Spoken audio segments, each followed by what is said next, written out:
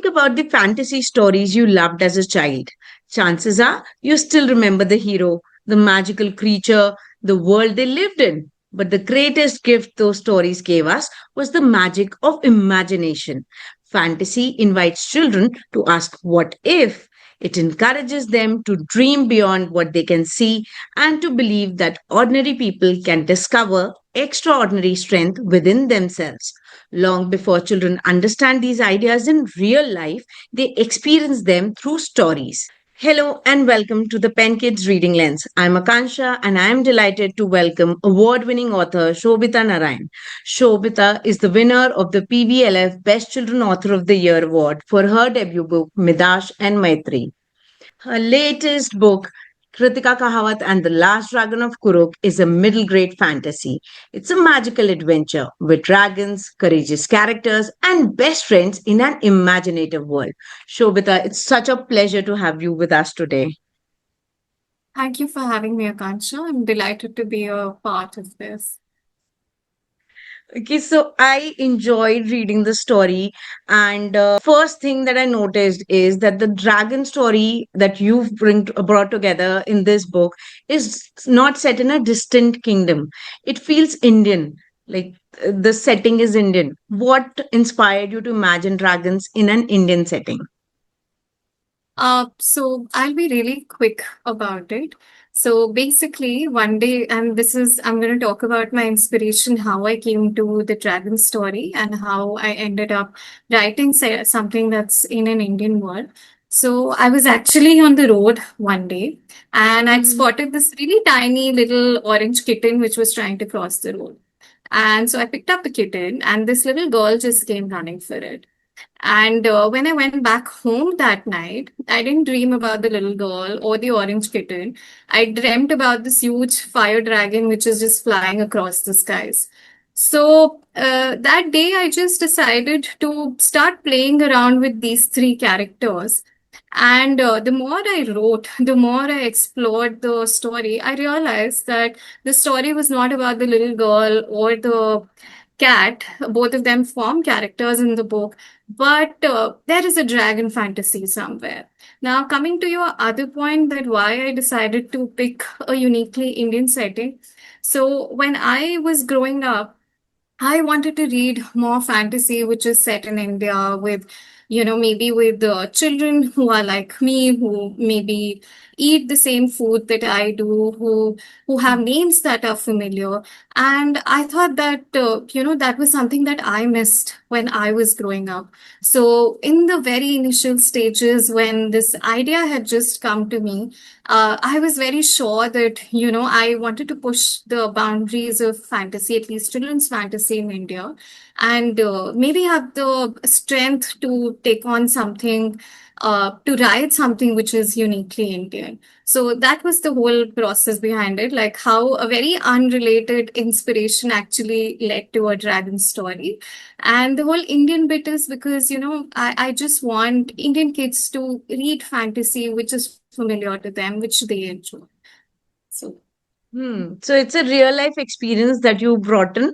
And another thing was that it was a childhood gap, maybe you've noticed in your childhood in these stories.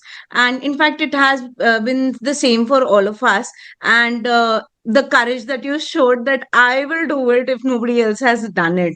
So you created this dragon story. Again, it has come from a dream. I am wondering how come all the authors and writers are dreaming of their characters. So, is there a secret behind that as well? So I don't think it's so much of a secret, but I think when you're an author, you tend to observe things a lot. Maybe if even if it's the most smallest, minutest things, you'll probably see it in a different way because you'll understand that that can form something in some work maybe 10, 15 years down the line.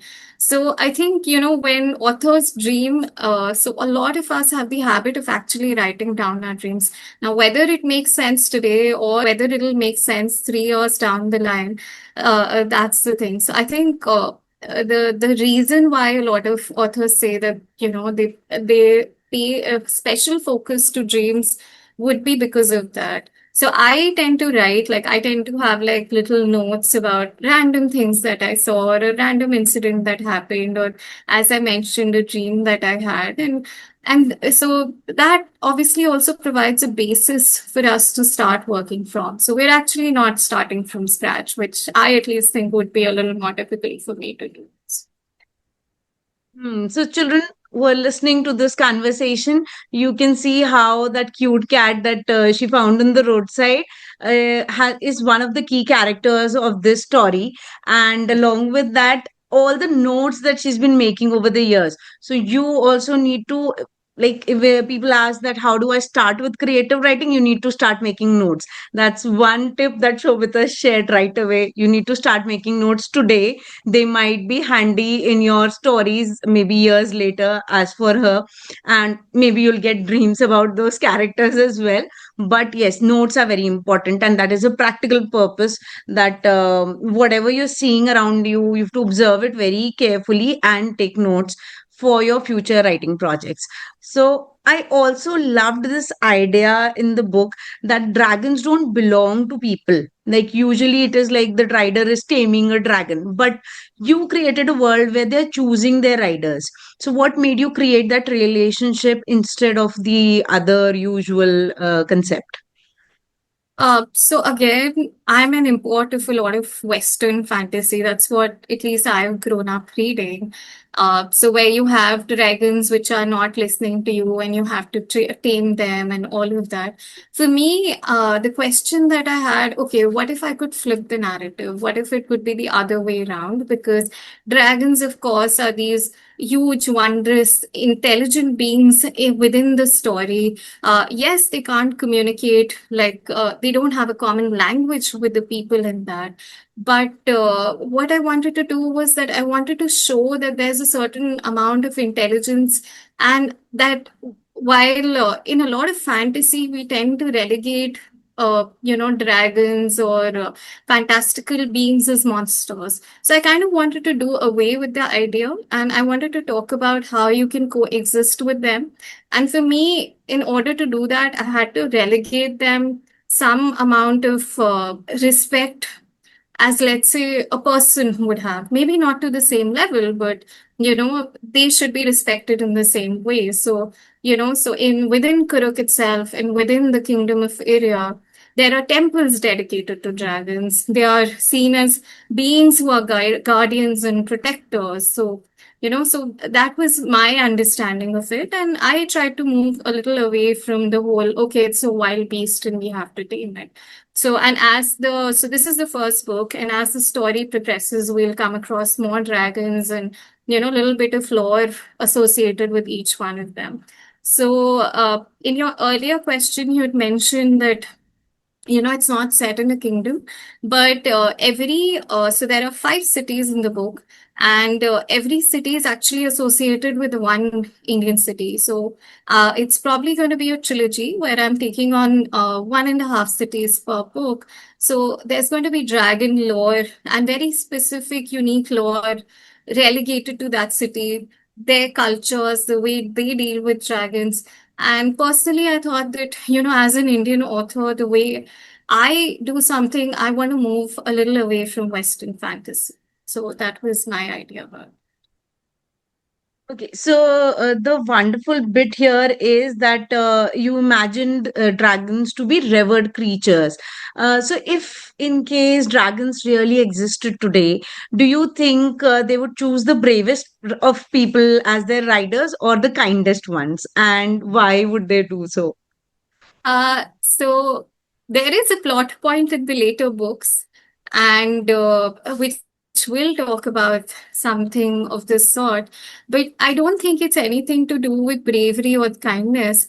But I think dragons choose the person with whom they have the most affinity to, with whom they think that they can coexist in a way that does not harm their being, that does not harm their functioning. So maybe if you were to lean that way, maybe the person whom that they think is going to be kind, whether that person is kind or not, or isn't kind, is something that we'll see in the later books. So that we have to wait for that to unravel. And children, while you'll be excited to know what is going on in the story, you first have to start with this part of this entire series. This is the first part. And the key character, the protagonist here, is a fearless girl, Kritika. So, but she worries about her father also. She's frightened of the Darkini also at times, and yet she's stepping forward whenever she has to. Whenever there's a situation where her courage is needed, she somehow finds that courage and then fights everything. So was it important for you to show that courage is something that exists alongside fear, and everything is so realistic in the book? So the situations are realistic. So was it important for you to convey that message to children, or was there a different aspect? No, so for me, it was very, very deliberate because, our experiences shape who we are. And earlier in the book, we learned that the Dakini, like the swarm of Dakini, have killed Kritika's mother, sorry, and her twin brothers. And so she's existing from that point. She exists in a world which is very dark and cruel at this point. And I feel that caution is very much a part of her being, her way of operating, and she cannot, I think, choose to be fearlessly stupid. It's very easy to say, or it's very easy to tell Kritika as a character, oh, you know what, just go ride the dragon, oh, you know what, just go fight the Darkling. But I think it's only while she goes through certain situations, she overcomes a few obstacles, that we see her grow as a character for once. Instilling that slight sense of fear, I think, was also important to show that, sometimes we all have incidents in our life which are bigger than we are, and we do not know how to handle them. So I think for me, that choice was very deliberate. That yes, you need to have courage, and it's okay to feel frightened about situations. So that was at least my take on it.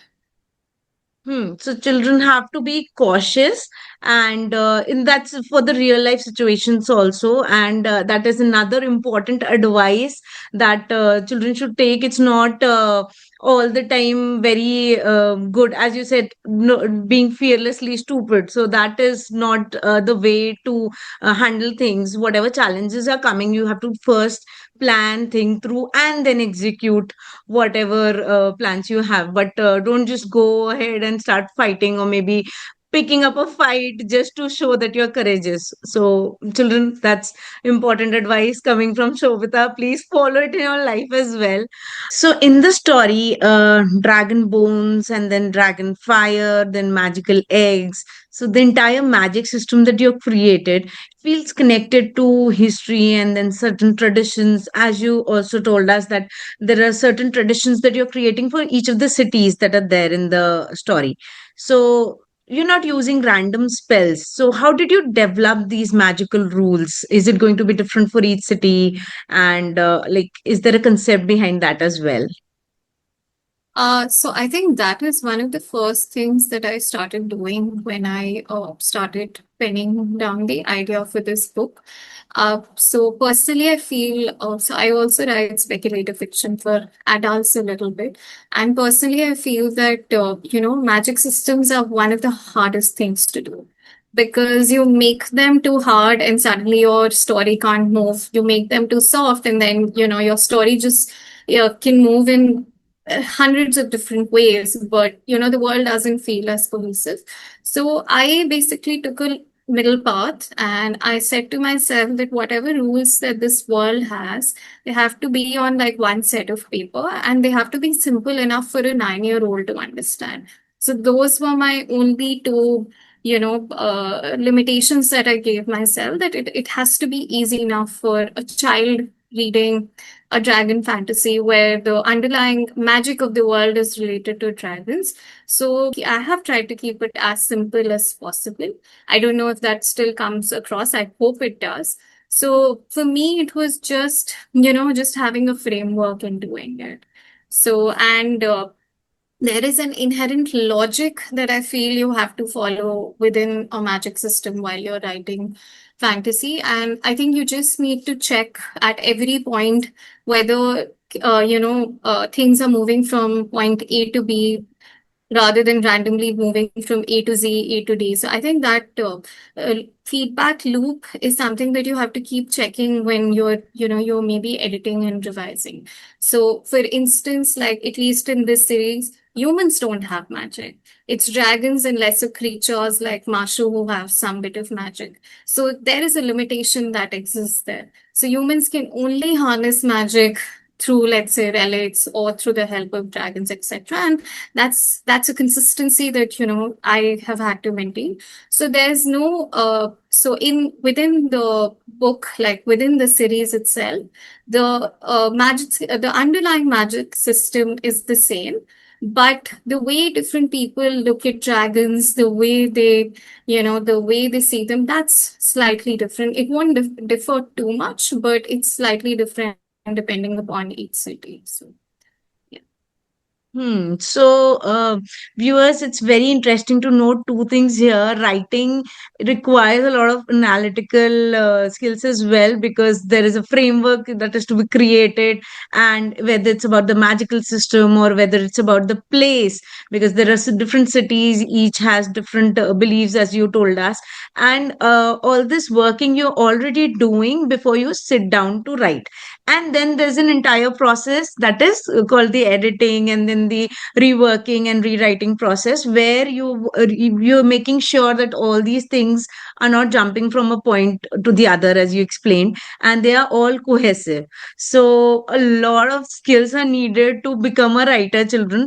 And there would be a lot of viewers, many children and young people listening to this podcast, who dream of writing fantasy. And as you also told us that at certain schools that you've been visiting, children are asking about how to start off with or how to write fantasy. So if they want to create their own magical world, what's the first thing they should begin with? I personally think start with the easiest, the lowest hanging fruit. Start with the most bizarre scenario that you can think of. So, and start from it from a point of view from your day to day life. So, for instance, today it's raining, and when I opened the door, there was a zombie standing in front of me, which was just, I don't know, maybe blowing fire. So, I say start with a bizarre idea and try and write two, three different versions of it. And it doesn't have to be too long. You don't have to write a whole story. What I mean is maybe write 100 words. Okay, what if the zombie was sick? Were you scared of the zombie? What if you made friends with the zombie? What if what if you decided to embark on a journey with the zombie? So I think for me, at least the biggest piece of advice that I give kids is learn how to play around with your world. Don't be so serious, because I think what happens is, uh, and I go through this a lot. A lot of us as writers, we tend to go through writer's block a lot. We've written a bit and then we don't know how to progress the story further. So I advise two things. One, play in the most bizarre direction that you can think of. Think of like 4 or 5 different scenarios before you actually put pen down to paper. The second thing, because you're writing fantasy and you're building the world from ground up, it is going to tire you a lot more. So give yourself the required breaks. Let's say you've written for a week, take 2 weeks off and then get back to it. Don't try to write the whole world in like one stretch of, let's say, 3 weeks. Don't do that. It doesn't, help anyone. So that's like, taking adequate breaks and just knowing what your limitations are in terms of a writer are also very helpful, is what I think. So those are the tips that you need to follow. And another thing, as you just said, take a break, which is very important. So in writers' world, we say sleep over the draft. So it's like you just give it some time to rest, and then when you reread that work, the whatever you've created till now, whether it's 100 words or whether you've created 3 versions or 4 versions, you will see each of them differently. And then, as you said, you can pick up what you like the most, try like getting a framework in place, and then try expanding on the story. So the first thing is imagining the bizarre incident. And again, the tip that you gave, everyday situations, because your wonderful book has also come from an everyday situation. So you picked up the characters from there, and then obviously, as you said, you had a dream, and then you had certain things that you've noted down. So all those things put together will come into a good story. But as you again mentioned, it will take time and it is tiring as well. So writing is a thorough process. Children, it's not that you cannot do it, but there are certain set of skills that you need to build over the years, and then there are certain frameworks or certain practices that people are already executing those. So if you are going to follow that route, it will make things simpler for you. So that's wonderful advice from an award winning author for any of the children who are interested in starting their writing journey. Another question was about the negative element in the book, which is the Darkini. So it's not a usual enemy that we see. It is changing forms, it's appearing in unexpected places and ways. So is it meant to represent something larger in the story as we move forward?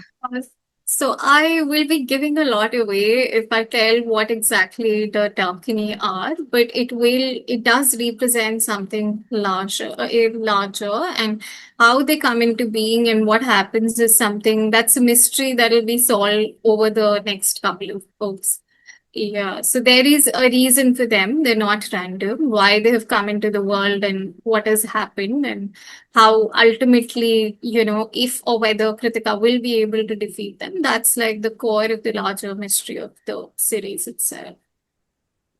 Okay, so for now, can we kind of imagine that these are different challenges that we face in different places, different situations in everyday life, and Definitely, with a definitely, little help or with a lot of courage, we can overcome them? Is it something definitely, that ways that we can, from this definitely. So, first book, yeah. can we Yeah, I think you think of that? definitely can, because I think for everyone, how they interpret the book is going to be very different from how another person interprets it. And words speak differently to different people. So I'd love to go with that as well.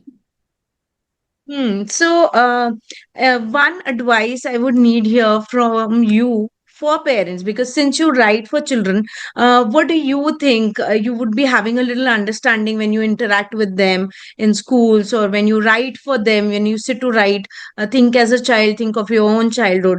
So, what do you think would be the best way to turn a child into a reader, and then maybe help them at least academically in creative writing, because it's now a part of their syllabus? So, like, any tips that you'd like to share? I actually have a couple of tips. The first thing that, so I sometimes end up meeting parents at PTMs as part of, when I go to schools. So the first tip that I tell them is that please let your child choose the books. Because I think what happens is that, you and I are Kansha, we've grown up reading certain kinds of books which we love. And we think that, okay, because I love this book, my kid should also like this. But I tell them no, like, at least I discovered books on my own, and there were a lot of, books in the prescriptive reading list of school that I personally didn't like. So the first thing that you have to do, don't treat it as a chore. Let the kid pick up books. Now, let them pick up books on things that they like. It's possible that they might not want to read classics. They might not identify with classics, and that's completely okay. If they're into sports, let them read a sports book. If they're into anime, a lot of anime has manga, it has light novels, because you first have to start from some. I feel that, that thing is completely missing, where we're just trying to shove, like, books that we like uh, down children's throats. And that's something that I come across multiple number of times. And the second thing that I tell parents is, please do not start with fat books. Even if your child is in the ninth grade and is reading Geronimo Stilton, is reading Goosebumps for that matter, it's fine. You don't have to worry about it, because we like to think that reading develops like incrementally, like it develops like one by one, two, three, four. I personally don't think that. I think it develops exponentially in certain phases. So when you start getting comfortable, look into chapter books, look into books written by Indian authors. Uh, it's a very good exercise that I always tell parents to do, or even kids when they ask me that they're not able to finish thicker books. I tell them pick up books which have a lot of stories in them. Every night, only for 20 minutes, just finish one story. Don't go beyond that. So, in fact, Midash and Maitri's Magical Mayhem, which is my first book, it's written with this idea that, if your kid is maybe just starting to read one story every night, the whole world connects together. And by the end of the week, there are six short stories, and by the end of the week, you feel happy that you've succeeded in reading, a whole book and the whole story comes together. So that would be like my two pieces of advice. Like, let the kid pick up whatever they want to read as widely as possible. And secondly, start with short fiction first. Find out as much short fiction as you can for your kid, and help them develop it as a skill. Don't expect them to go from 0 to 2 to 3. Like, do not expect that, because and I've seen this in my own reading also, that when I was also in school, I'd be reading maybe middle grade books till I was in high school, and suddenly my level just went up after a while. So, so do not expect that, and yeah, that's fine. That'll be what I'd say. That's useful advice for parents. Both these points actually are very important, because one is the child will pick up whatever interests them. Is maybe they are picking up books from a library, or maybe they're picking up some books from a bookstore, and they're not very sure of whether they are interested in that book later. So like they started reading it, but they put it away, and then they maybe come back to it after a few months, or do not actually come back to it. But that is also okay, because parents feel that they've spent an amount on that particular book, and then the child is not reading.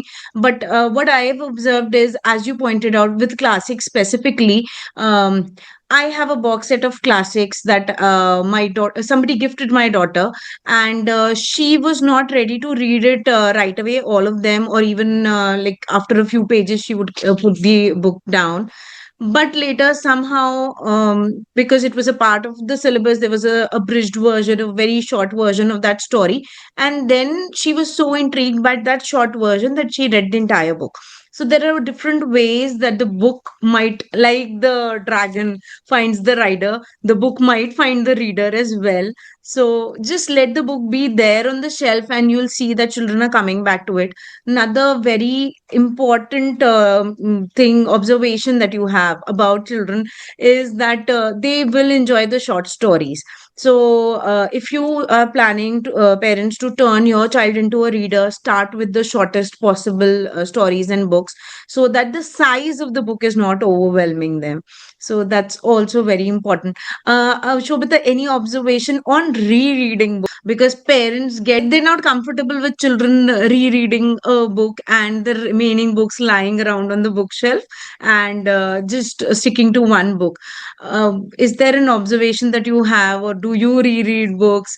Does it help, or doesn't it add any value? I'll give you an example from my own life.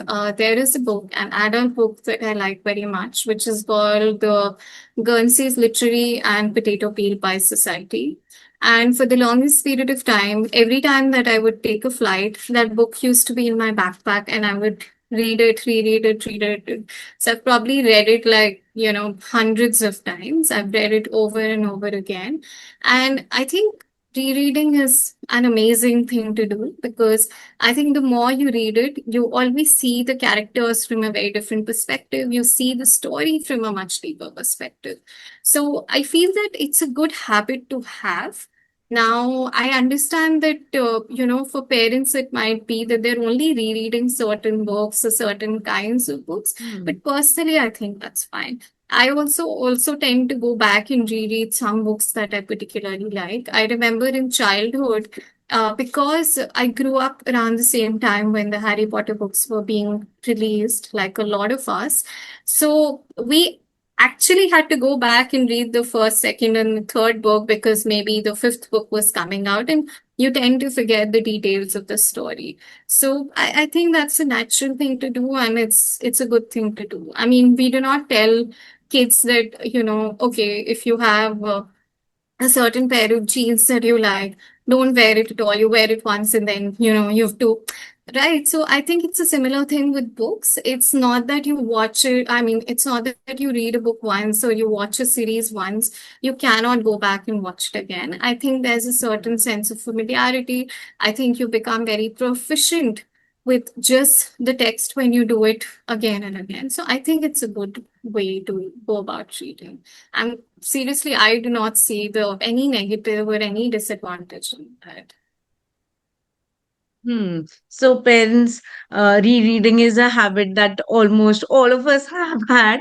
And like, if in case you are not a person who rereads, I would just tell you that you just give it a chance. Sometimes when you reread that same text, you might interpret it differently because you are in a different mindset every time that you're reading. Obviously, the age and the maturity is also different. And as you pointed out, all of us have had that experience of rereading Harry Potter series. In fact, a lot of parents are, as you said, kind of shoving down the throat of their children the Harry Potter series. Now, because it was something which was very close to us, we've grown up with it. We feel that they should be reading in along with that the classics as well. But as you said, let them pick their books. Let them first get into that habit, and maybe then the thicker books, the bigger series will be a part of their reading journey as well. So give, like the writing process, give this reading habit or the skill of reading the required time. Allow your children to choose, pick, plan, and then execute everything. So thank you, Shobita. This was a wonderful conversation. It reminds us that fantasy isn't simply about escaping into magical worlds. At its best, it helps us to look at courage, friendship, hope, and even ourselves through a different lens. The creatures that would be there in books like these would be imaginary, but the emotions that they're conveying, the settings that they are in, although it is all fantasy, but maybe somebody will find a realistic expression in there because it has come from everyday experiences. Shobita, thank you so much for taking us into the world of Kritika Kahawat and The Last Dragon of Kuruk. This is the first book, The Last Dragon. The interesting title also has an interesting twist. So, this book has shown us that some of the most memorable adventures are the ones that feel rooted in our own everyday experiences and in our own traditions. The setting specifically, I loved it. Thank you so much, Akansha, for having me. I'm really delighted to have been a part of this conversation. So loved speaking with you, and I'd be happy to know your thoughts about the second book whenever it comes down, comes out. Sure. Sure, would love to read it. Thank you so And much. thanks to everyone watching. And if you enjoyed this conversation, don't forget to like, share, and subscribe to the Pen Kids Reading channel. You can also listen to our conversation on Spotify. The link is in the description box below.